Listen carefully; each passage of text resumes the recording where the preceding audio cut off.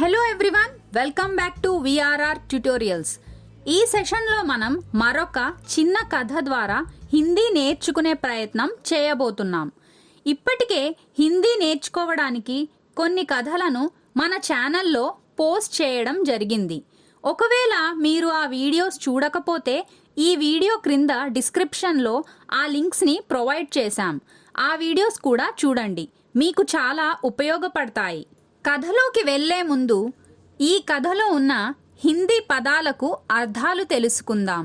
మఠ్ మఠం, మఠ్ మఠం, జ్ఞాన్ జ్ఞానం, జ్ఞాన్ జ్ఞానం, మౌన్ మౌనం, మౌన్ మౌనం, అపవాద్ మినహాయింపు, అపవాద్ మినహాయింపు, ఉంగ్లియా వేళ్ళు, ఉంగ్లియా వేళ్ళు, ఇషారా సైగా, ఇషారా సైగా, సర్ తల, సర్ తల, బిస్తర్ పడక, బిస్తర్ పడక, కఠోర్ కఠినం, కఠోర్ కఠినం, ఉపస్థిత్ హోనా ప్రత్యక్షం అవ్వుట, ఉపస్థిత్ హోనా ప్రత్యక్షం అవ్వుట, మౌకా అవకాశం, మౌకా అవకాశం, शिकायत फिरियादु, शिकायत फिरियादु. एक प्रसिद्ध गुरु अपने मठ में शिक्षा दिया करते थे. एक ఒక ప్రసిద్ధ గురు ప్రముఖ గురువు అప్నే తన మఠ్ మే మఠంలో శిక్ష బోధన दिया करते थे చేసేవారు. पर यहाँ शिक्षा देने का तरीका कुछ अलग था. पर కానీ यहाँ ఇక్కడ శిక్షా దేనే కా తరీఖా, శిక్షా దేనే కా అంటే బోధించే, తరీఖా అంటే విధానం. శిక్షా దేనే కా తరీఖా బోధించే విధానం కుచ్ అలగ్ థా, కుచ్ కాస్త, అలగ్ అంటే వేరేగా, థా ఉండేది. గురు కా మాన్నా థా కి సచ్చా జ్ఞాన్ మౌన్ रहकर ही आ सकता है. గురు కా మాన్నా థాకి గురువు ఏమని నమ్మేవారంటే సచ్చా జ్ఞాన్ నిజమైన జ్ఞానం, మౌన్ రెహకర్ హీ అంటే మౌనంగా ఉంటేనే, ఆ సక్తా హై వస్తుందని. ఏక్ ప్రసిద్ధ గురు అప్నే మఠ్ మే శిక్షా దియా కర్తే థే. पर यहाँ शिक्षा देने का तरीका कुछ अलग था.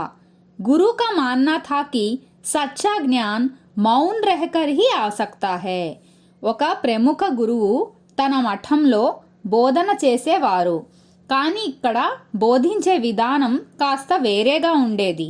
గురువు ఏమని నమ్మేవారంటే నిజమైన జ్ఞానం మౌనంగా ఉంటేనే వస్తుందని. ఇసీలియే మఠ్ మే మౌన్ रहने का నియం థా.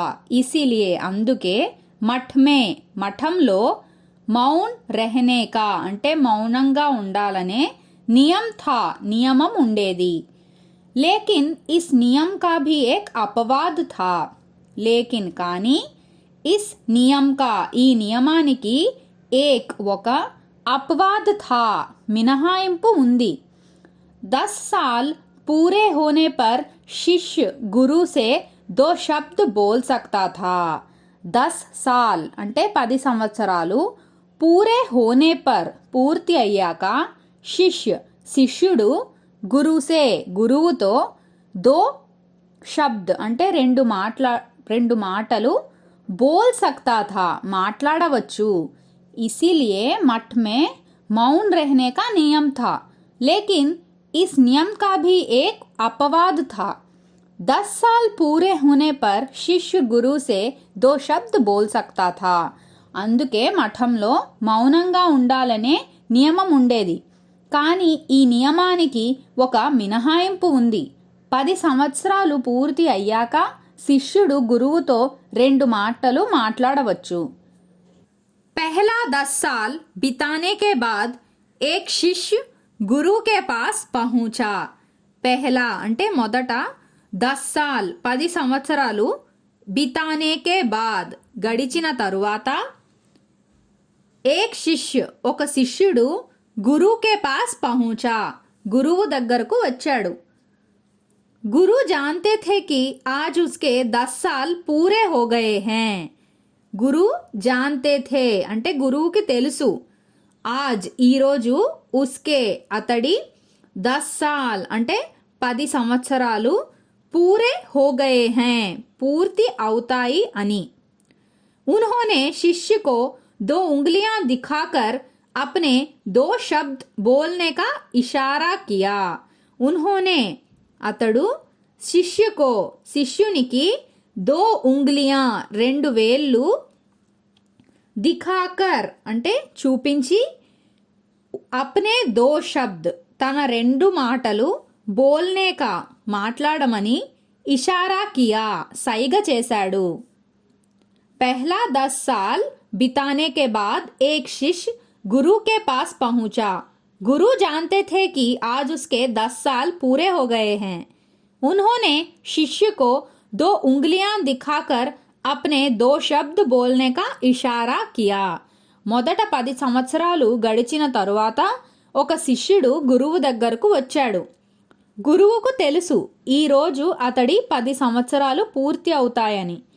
అతడు శిష్యునికి 2 వేళ్ళు చూపించి తన 2 మాటలు మాట్లాడమని సైగ చేశాడు. శిష్యు బోలా శిష్యుడు ఇలా అన్నాడు.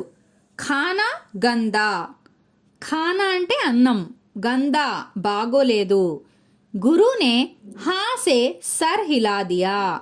గురువునే గురువు హామే అంటే అవును అంటూ సర్ తల హిలా దియా ఊపాడు. इसी तरह 10 साल और बीत गए और एक बार फिर वो शिष्य गुरु के समक्ष अपने 2 शब्द कहने पहुंचा. इसी तरह ఇదే విధంగా 10 साल और అంటే మరో 10 సంవత్సరాలు బీత్ గయే గడిచాయి.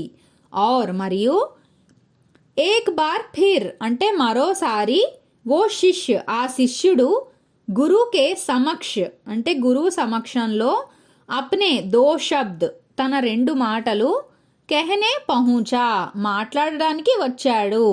శిష్య బోలా ఖానా గందా. गुरु ने हाँ में सिर हिला दिया. इसी तरह 10 साल और बीत गए और एक बार फिर वो शिष्य गुरु के समक्ष अपने 2 शब्द कहने पहुंचा. శిష్యుడు ఇలా అన్నాడు. అన్నం బాగోలేదు. గురువు అవును అంటూ తల ఊపాడు. ఇదే విధంగా మరో 10 సంవత్సరాలు గడిచాయి. మరియు మరోసారి ఆ శిష్యుడు గురువు సమక్షంలో తన 2 మాటలు మాట్లాడడానికి వచ్చాడు. బిస్తర్ కఠోర్ శిష్య బోలా. బిస్తర్ అంటే పడక, కఠోర్ కఠినంగా ఉంది. శిష్య బోలా శిష్యుడు అన్నాడు. గురువునే ఏక్ బార్ ఫిర్ హా మే సర్ హిలా దియా. గురువునే గురువు ఏక్ బార్ ఫిర్ మరోసారి హామే అంటే అవును అంటూ సర్ తల హిలాదియా ఊపాడు అవును అంటూ తల ఊపాడు. కర్తే కర్తే 10 और साल बीत गए. కర్తే కర్తే చేస్తూ చేస్తూ और 10 साल అంటే మరో 10 సంవత్సరాలు बीत गए గడిచాయి. और इस बार शिष्य गुरु से मठ छोड़कर जाने की आज्ञा लेने के लिए उपस्थित हुआ. और మరియు इस बार ఈసారి శిష్య ఆ శిష్యుడు గురుసే గురువుతో మఠ్ ఛోడ్కర్ మఠ్ అంటే మఠాన్ని ఛోడ్కర్ విడిచి జానేకి వెళ్ళడానికి ఆజ్ఞ లేనే కే లియే అంటే ఆజ్ఞ పొందుటకు ఉపస్థిత్ హువా హాజరు అయ్యాడు. और బోలా మరియు ఇలా అన్నాడు. చలా జావుంగా అంటే వెళ్ళిపోతాను. బిస్తర్ కఠోర్ శిష్య బోలా. గురు ने एक बार फिर हाँ में सर हिला दिया. करते करते 10 और साल बीत गए और इस बार शिष्य गुरु से मठ छोड़कर जाने की आज्ञा लेने के लिए उपस्थित हुआ और बोला चला जाऊंगा. పడక కఠినంగా ఉంది. శిష్యుడు అన్నాడు. గురువు మరోసారి అవును అంటూ తల ఊపాడు. చేస్తూ చేస్తూ మరో 10 సంవత్సరాలు గడిచాయి. మరియు ఈసారి ఆ శిష్యుడు గురువుతో మఠాన్ని విడిచి వెళ్ళడానికి ఆజ్ఞ పొందుటకు హాజరు అయ్యాడు. మరియు ఇలా అన్నాడు. వెళ్ళిపోతాను. జాంతా థా గురు బోలే. జాంతా థా అంటే తెలుసు.